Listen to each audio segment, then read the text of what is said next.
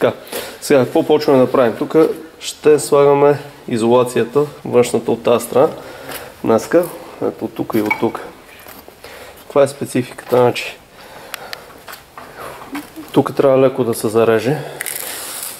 И тук леко да се зареже, за да може като се залепи изолацията, ъгъла да хване както трябва и да влезем вътре и да се вика да се изравни с тази стеничка.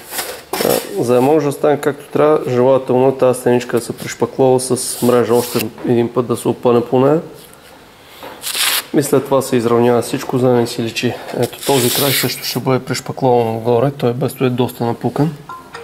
Така че това ще свърши необходимата работа, да стане всичко както трябва. Тук е въпросът тук, където не ми хареса майсторите, как я направиха да си оставиха ръцете.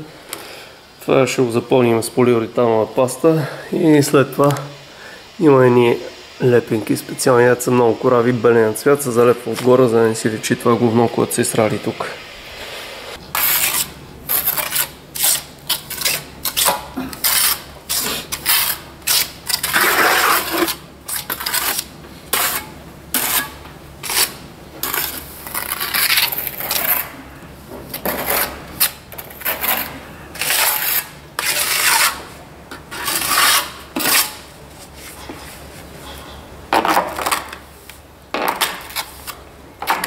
Тънката лента тук за дупката ли е или за друга? Долния край.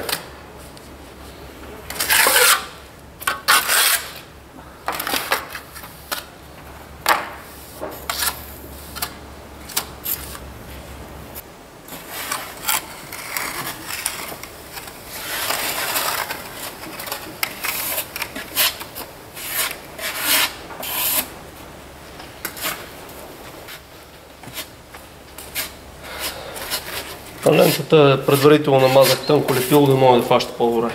Кое? Нищо не говоря на тебе.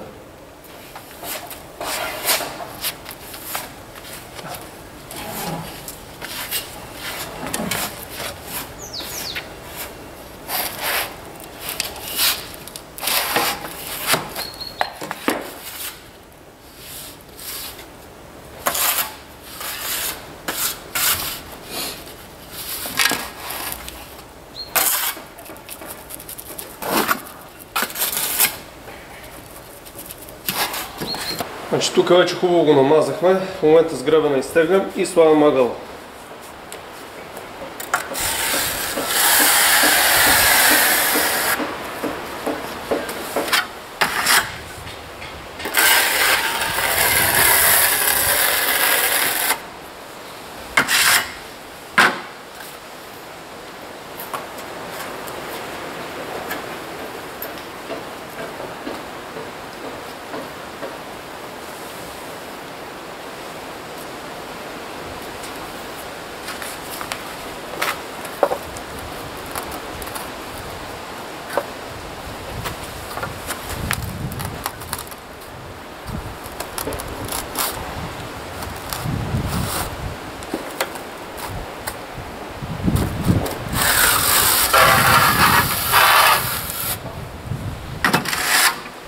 Значи тук имам една права стена, от която изхождам.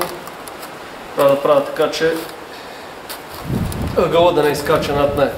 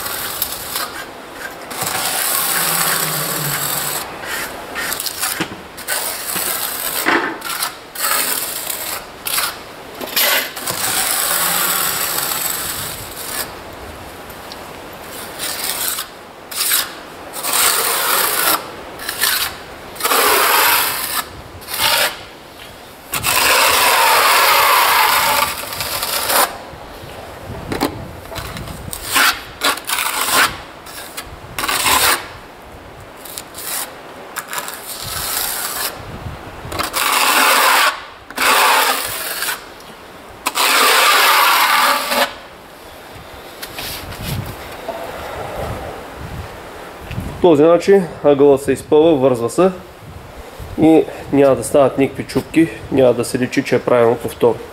Значи, първото, което направихме, нанесахме с маламашка разтвора, сега трябва да се издърпа с гребен и веднага след това се залепя мрежата съответно.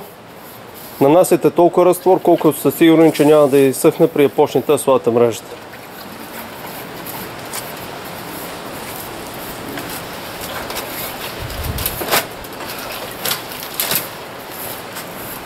Ниско камъче.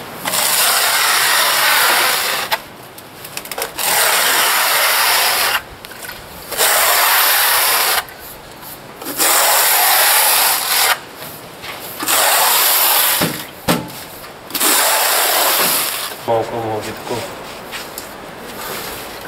Виж това дали е рано.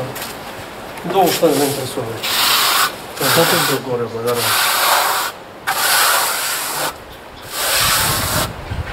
Дай на сам по средата едно.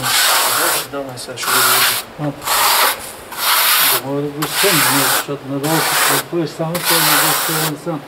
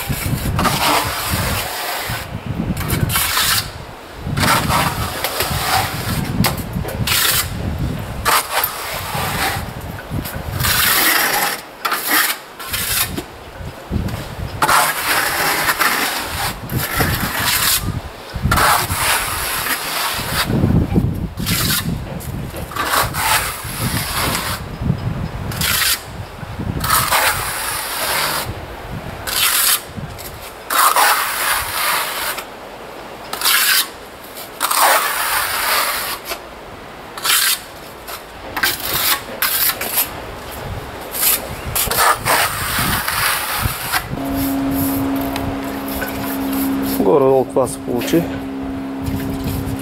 Ставаме го да изсъхне и след 2 дни, като дръпнем пълно, му удряме втората ръка.